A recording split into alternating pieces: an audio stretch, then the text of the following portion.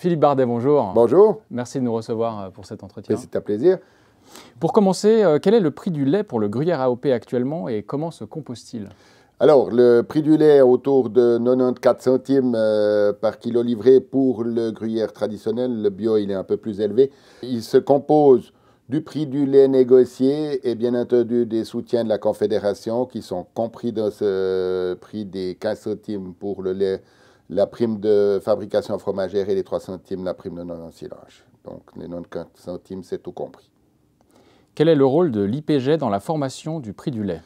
Le rôle est essentiel. Donc, on sait depuis la création de l'interprofession, l'interprofession est la base de négociation pour le prix du lait, en fait le prix du fromage à 3 mois. Au début, on a été même attaqué par la Commission de la concurrence de vouloir s'occuper de ça. Et maintenant, il y a une disposition sur l'agriculture qui officiellement nous autorise de donner des prix indicatifs. Donc, c'est négocié au sein de l'Assemblée des délégués et des fois plus finement au niveau du comité de l'interprofession. Donc, c'est les 3 groupes qui doivent se mettre d'accord sur le prix final du lait et du prix du fromage à 3 mois. Comment fonctionne le prix indicatif pour le lait de fromagerie dans les AOP? Alors, qui le fixe, quand et sur quoi se basent les négociations? Alors, c'est un peu différent dans les différentes organisations. Si je prends le gruyère, alors on est très clair. C'est un prix du lait et un prix du gruyère, donc à 3 mois. Certaines interprofessions donnent que le prix du fromage, en fait, qui a bien entendu une influence sur le prix du lait, mais nous, on va jusqu'au prix du lait.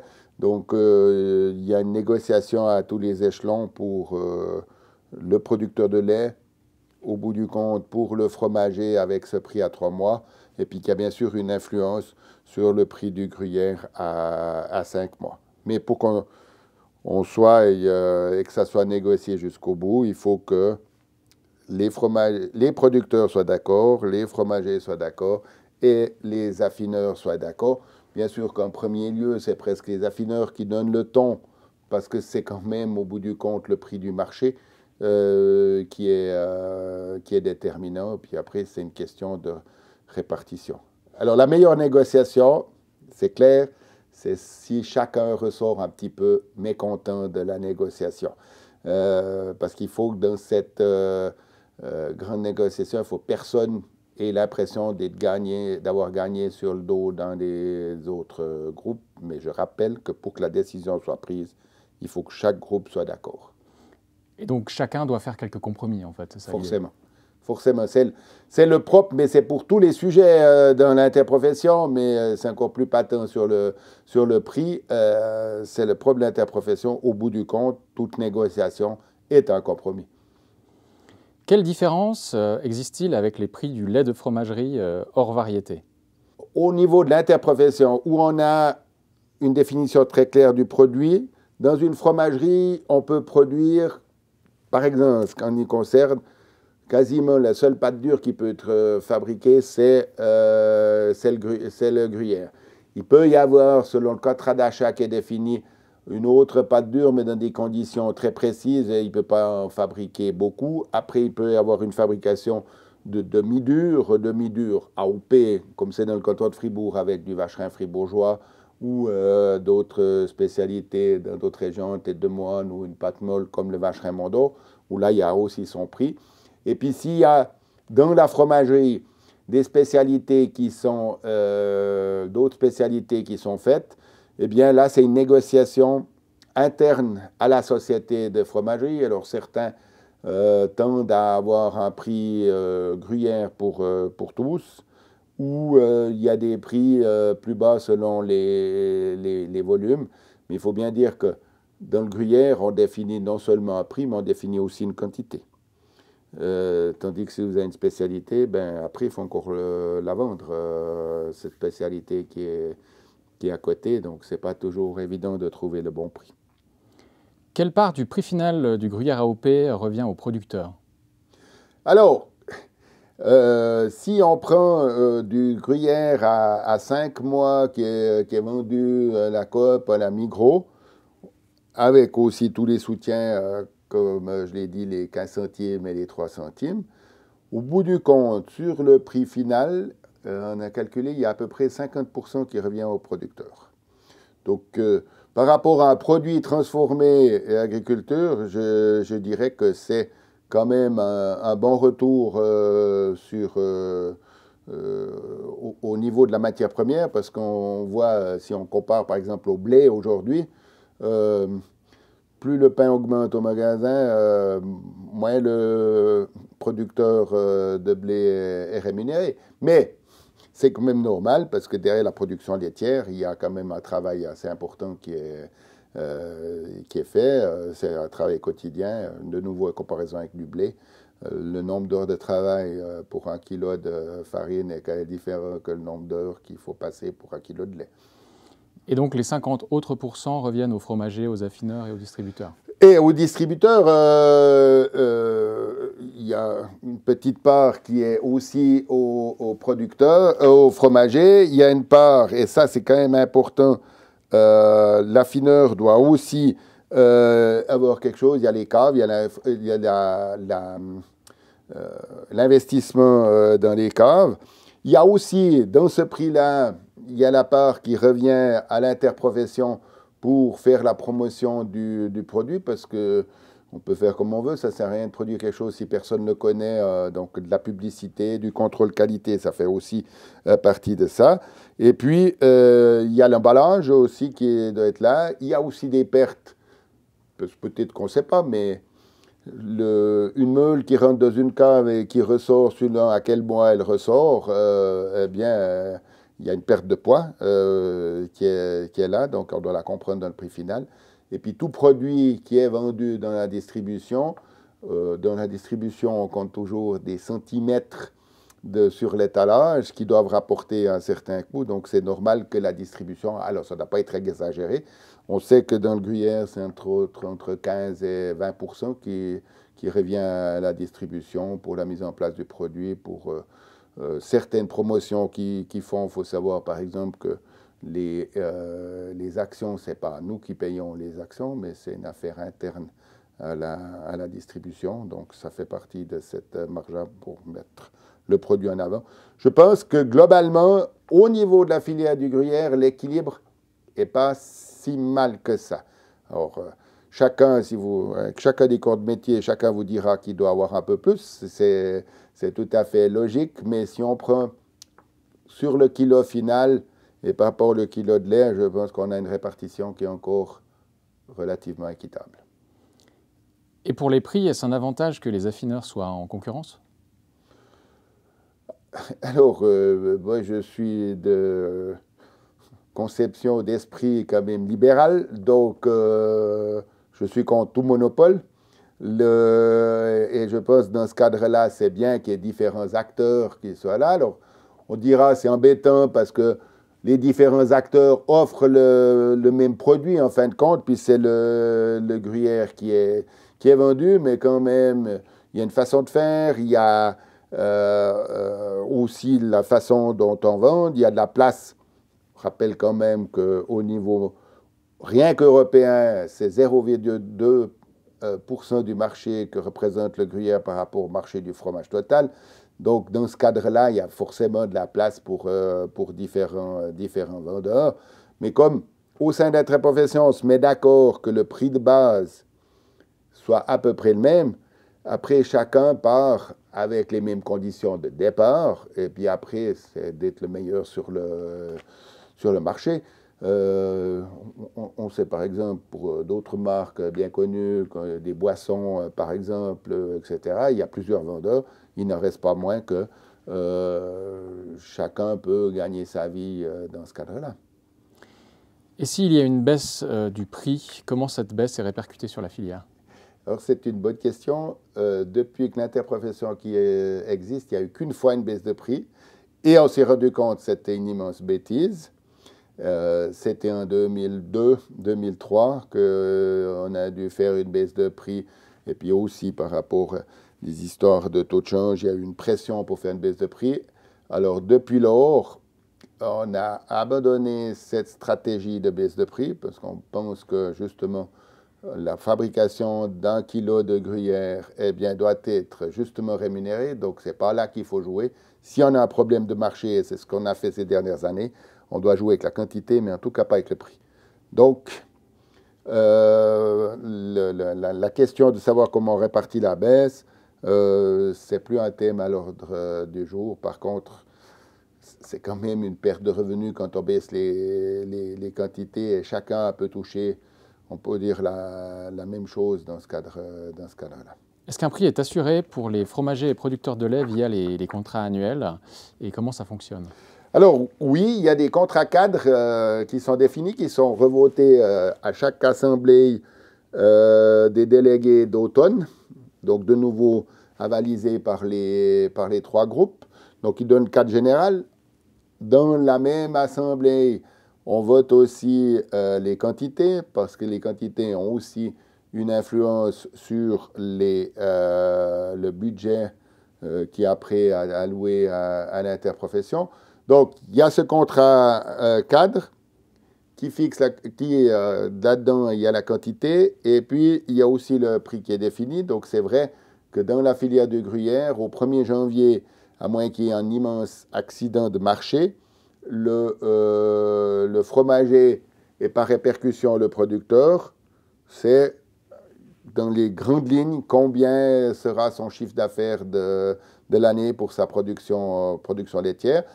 Et de l'autre côté, ce système tient aussi parce que les affineurs s'engagent d'acheter toute la quantité. Le contrat cadre qui est là derrière aussi assure la reprise de l'entier de la quantité, mais aussi engage de reprendre toute la quantité.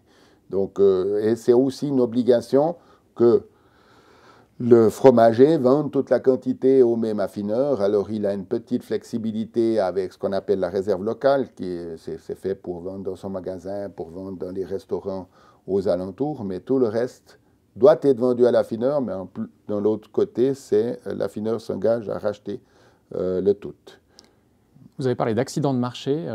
Oui, ben, d'un côté, il peut y arriver, on a eu peur, et puis c'est exactement le contraire qui s'est passé, mais par exemple avec l'histoire du Covid, on aurait pu avoir un marché qui s'écroule, et puis que tout d'un coup, on a trop de production.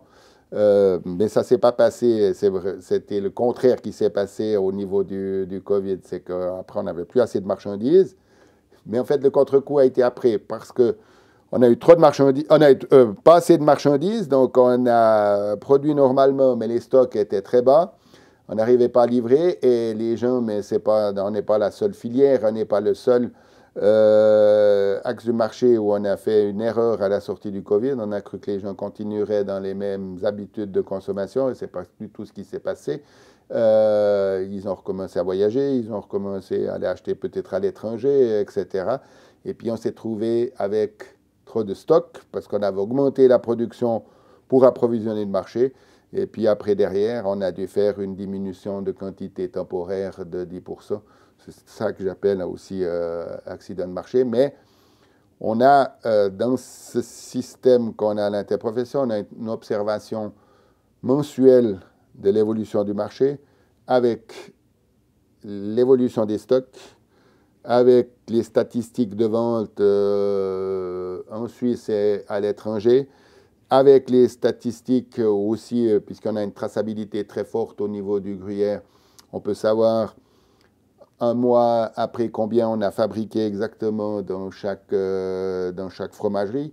Donc on sait, puisqu'il faut au minimum 5 mois pour arriver sur le marché, on sait à peu près dans 5 mois qu'est-ce qui va arriver dans les stocks et quelles seront les perspectives. Et par rapport à ça, on peut savoir si ça va bien se dérouler ou pas bien se dérouler. Puis c'est là qu'on décide est-ce qu'on doit un petit peu corriger la production telle qu'elle a été définie justement à l'Assemblée des délégués de l'automne. Et c'est là soit qu'on resserre un petit peu les boulons ou qu'on les ouvre, puisque en fin d'année passée, on a donné une flexibilité supplémentaire au mois de septembre parce qu'on a vu que le marché évoluait positivement. C'est encore le cas aujourd'hui. Et on a donné des possibilités de pouvoir produire un peu plus. Donc ça va dans les deux sens. Qui négocie avec la grande distribution? Est-ce que les bras de fer les plus difficiles sont avec les distributeurs suisses ou étrangers? je crois que vous discutez. Alors, déjà, ce n'est pas l'interprofession qui va discuter, donc, parce que l'interprofession, elle coordonne tout ce qui concerne la production de gruyère, tout ce qui concerne le contrôle de la qualité, tout ce qui concerne la promotion et la publicité sur gruyère. Par exemple, sur une activité sponsoring, vous voyez des publicités gruyère, ça c'est l'interprofession qui coordonne ça. Par contre, l'interprofession n'est jamais propriétaire du fromage, donc c'est les acteurs directement qui sont pris sur le marché. Pour nous, les derniers acteurs membres de l'interprofession, c'est justement les affineurs qui, eux, vendent soit à des grossistes qui après revendent à la grande distribution, ou certains directement à la grande distribution. Si je prends par exemple EMI chez nous, ben, ils sont en direct avec la Coop. Il y en a aussi d'autres qui sont en axe direct avec des acteurs de la grande distribution étrangère. Alors, je crois que les acteurs, les acheteurs de la grande distribution sont connus pour être un peu des requins. Donc, je ne suis pas sûr qu'à un endroit ou à un autre, ça soit plus simple que d'autres. Alors, il y a certains pays qui ont un encadrement très clair des négociations. La France, par exemple, qui est très réglementée. Vous devez faire des négociations jusqu'à telle date, après c'est terminé, on ne revient pas en arrière, donc ça met aussi une certaine pression. Mais c'est toujours soit les affineurs, soit des grossistes qui vont négocier dans ce cadre-là. Et pour les négociations avec les distributeurs étrangers, donc qui s'en charge? Alors, c'est des exportateurs de gruyère. Alors, c'est des exportateurs qui sont, pour certains, directement membres chez nous. Il y a plusieurs raffineurs qui exportent en direct, et puis d'autres, ils vendent à des grossistes étrangers qui, après, revendent dans la grande distribution. Donc, il y a tous les schémas possibles. Et puis, les schémas sont vraiment différents de pays à pays. Combien de pourcents de la production de gruyère partent à l'exportation? Alors, les chiffres sont en train d'un peu évoluer, mais on peut quand même rester entre 60% de consommation suisse et 40% à l'étranger. Maintenant, avant, il y avait aussi un peu ce même pourcentage, 40% hors de l'Union européenne et puis 60% dans l'Union européenne. Il y a un pays qui progresse beaucoup ces derniers temps, c'est les États-Unis. Et avec l'arrivée de M. Trump, on ne sait pas du tout ce qui va se passer. Mais aujourd'hui, c'est sur les 32 000 tonnes produits, c'est 4 000 tonnes qui vont aux États-Unis, donc c'est pas rien. On est très bien distribué dans ce pays. Après, d'avoir un pays aussi important, ça peut être aussi un certain danger s'il se passe quelque chose au niveau des autorisations des exportations ou de taxes qui pourraient être mises à l'importation. Pour l'instant, on a une certaine liberté de manœuvre, même s'il y a un système de quotas, mais le système de quotas est assez flexible aux États-Unis, ce qui n'est pas le cas au Canada, par exemple. Donc c'est pour ça qu'on a pu progresser. On a passé ces dernières années 2 000 à 4 000 tonnes sur ce pays. Comment fonctionne la gestion des quantités de fromage? Les quantités produites, elles sont bien entendu directement liées au potentiel du marché. On essaye de définir et d'avoir une certaine vision de l'évolution à une année des quantités. Et sur cette base-là, on définit en automne la quantité potentielle qui peut être vendue, et puis avec une analyse fine mensuelle. On appelle dans le jargon interne avoir un cockpit qui prend en compte les quantités fabriquées, puisqu'on les a très bien classifiées, répertoriées chez nous. On sait au mois, qu'est-ce qui est fabriqué dans les fromageries. On a aussi chaque mois l'annonce des stocks très précise qui est dans les caves à fromage. Et puis après, on regarde l'évolution des ventes entre ce qui se vend en Suisse et ce qui se vend à l'étranger. Et puis par rapport à ça, on se donne une certaine perspective. On a quand même aussi dans la vision générale de l'interprofession de d'avoir une évolution qualitative. Donc, on veut une certaine évolution des volumes, mais qu'elle ne se fasse jamais au détriment du prix. Donc, on a fait une petite erreur à la sortie du Covid où tout d'un coup on avait une évolution quantitative un peu trop exponentielle. Donc, c'est une évolution graduelle des quantités, mais avec laquelle le prix doit tenir.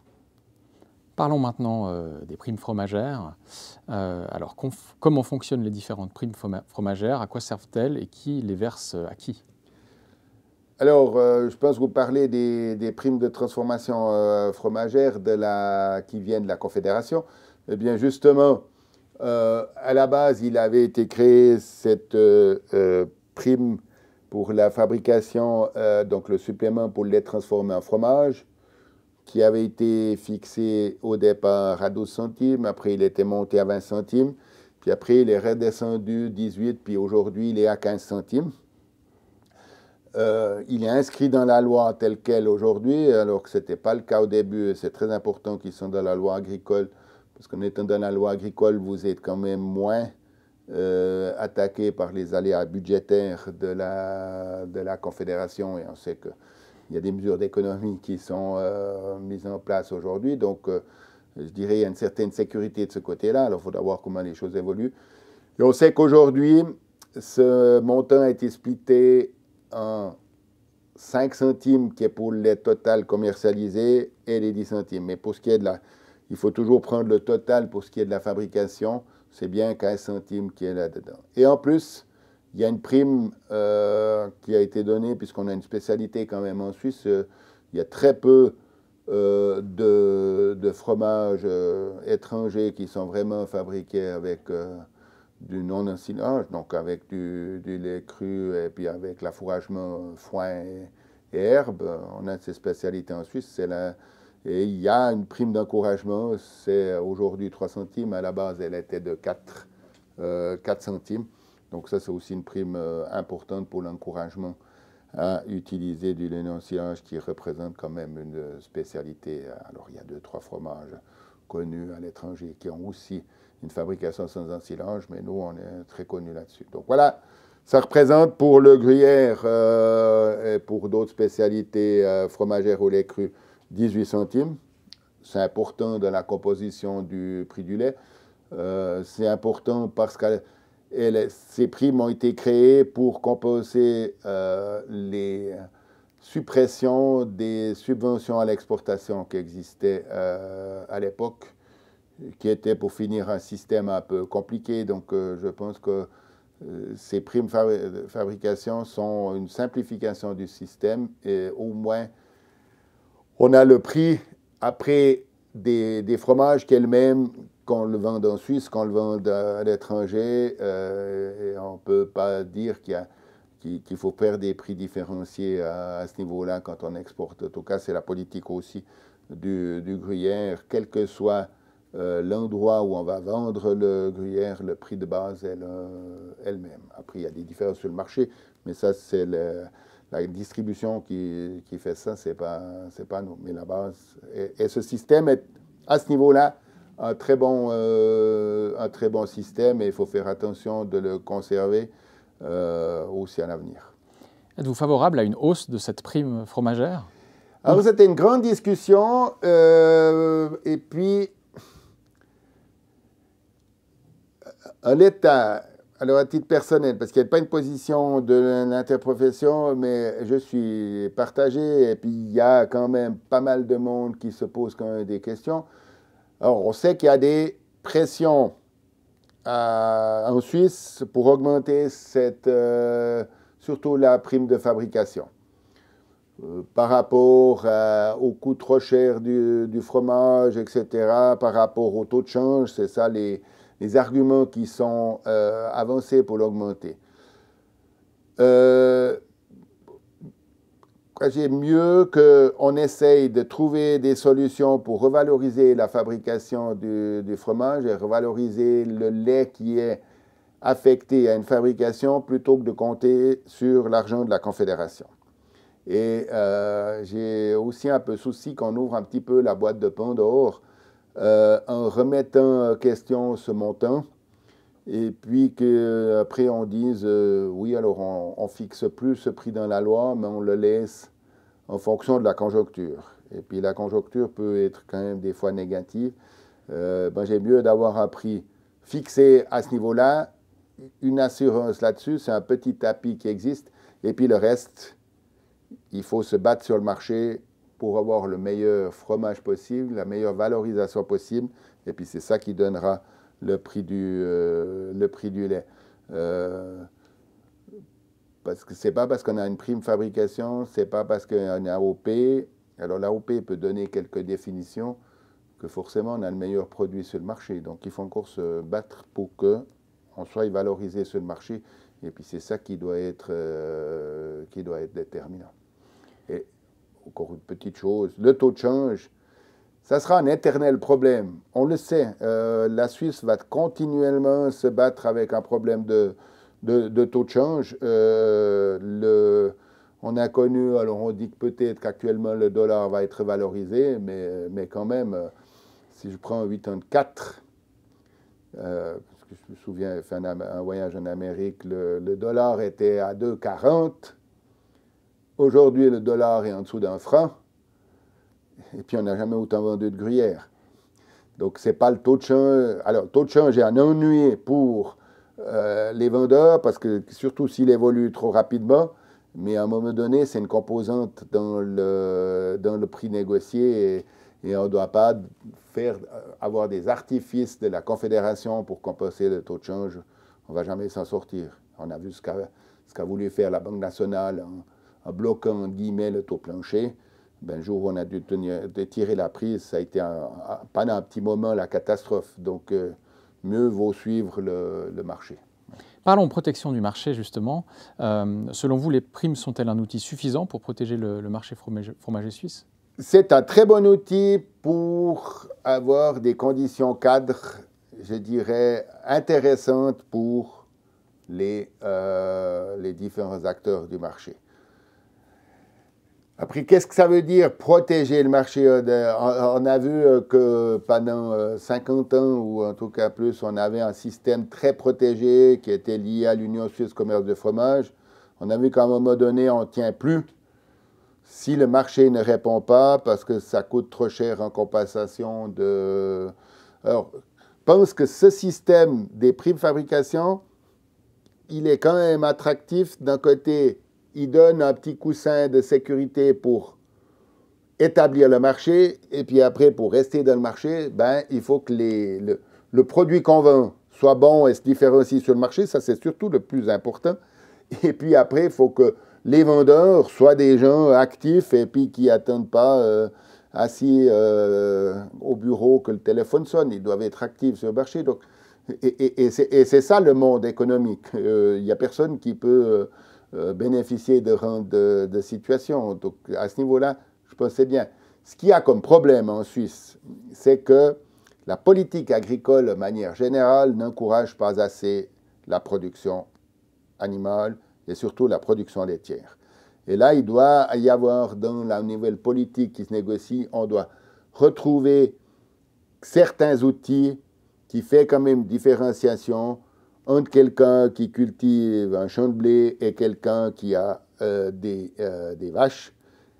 Les deux sont utiles pour nourrir la population, il n'y a aucun problème, les deux sont honorables au niveau et à respecter, mais quand même, c'est un travail totalement différent d'avoir, je dirais, 24 heures sur 24, un animal dans une étable ou un champ où on a certaines périodes où on est là pour suivre la culture, mais on n'a pas besoin d'être là en continu. Donc, les deux productions ne sont pas totalement comparables, donc, et il y en a une qui doit être un peu plus encouragée, je pense, au niveau paiement direct. On doit revoir certaines attributions à ce niveau-là.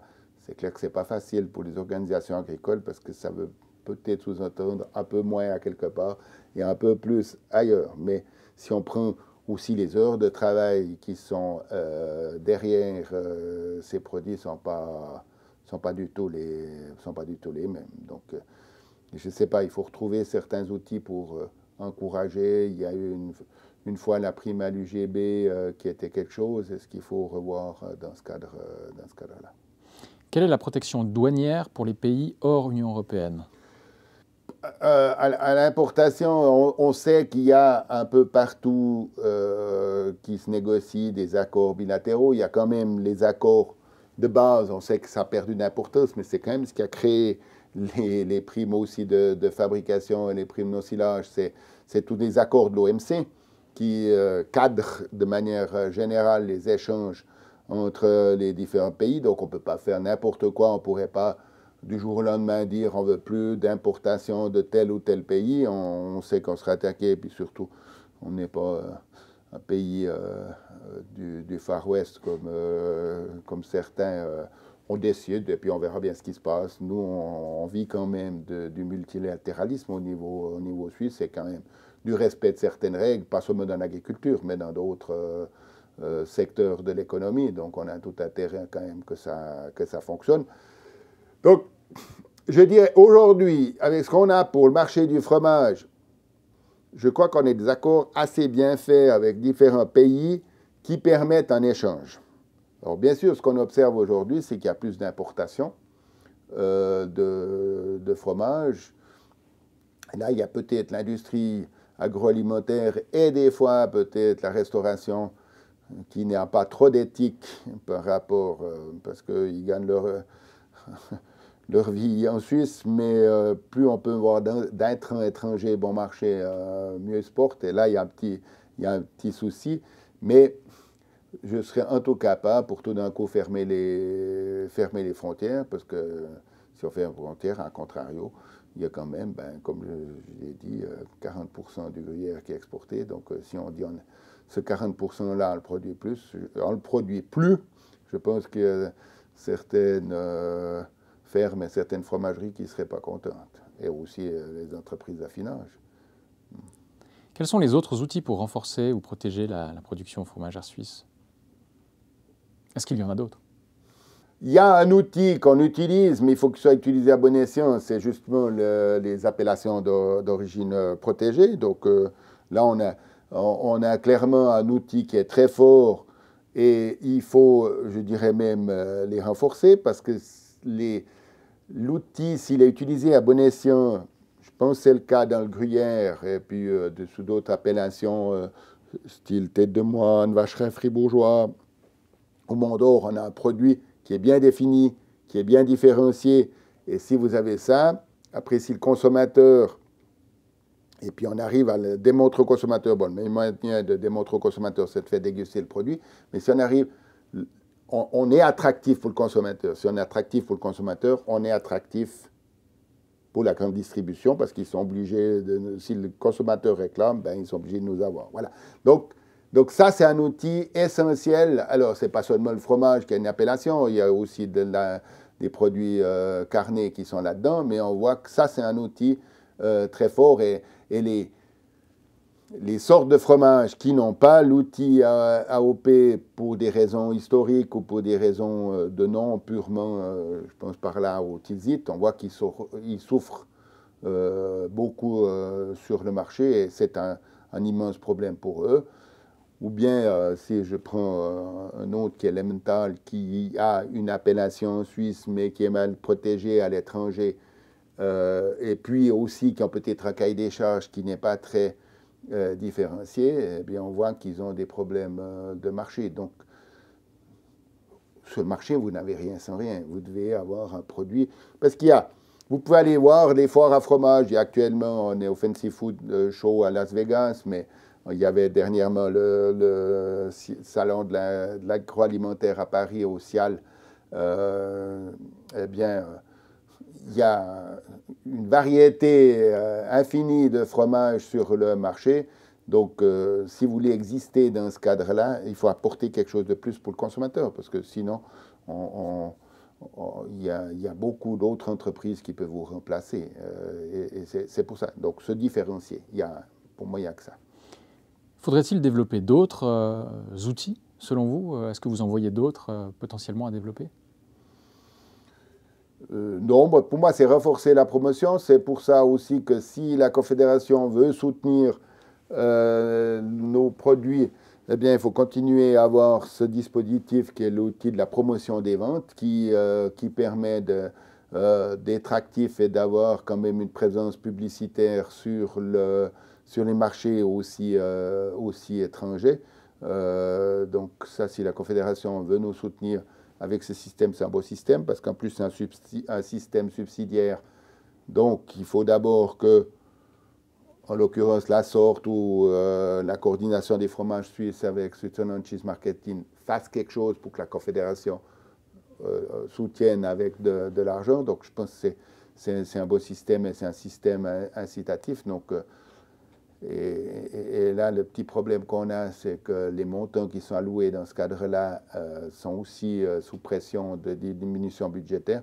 Et je pense que là, c'est une fausse économie, en fait, parce que on ne demande pas un soutien direct, mais c'est un soutien indirect. Et la promotion, qu'on le veuille ou non, ça fait partie du marché. Si on veut continuer à vendre un produit, il faut en faire la promotion. Il n'y a pas d'autre moyen. Philippe Bardet, merci pour cet entretien. Mais merci à vous.